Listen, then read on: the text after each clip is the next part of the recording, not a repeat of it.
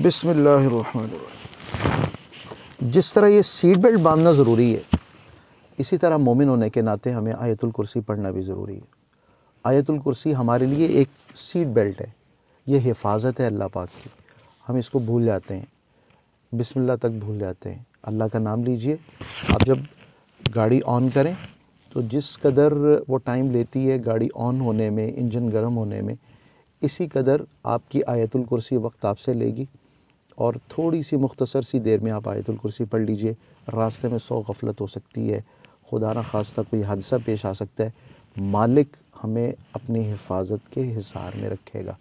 आप हिफाजत के लिए और अल्लाह के ज़िक्र की खातिर आप दुरूद पाक पढ़ रहे हैं, आप ज़िक्र अज़कार कर रहे हैं, तो अल्लाह की हिफाजत में आने के लिए आयतुल कुर्सी मत भूलिएगा।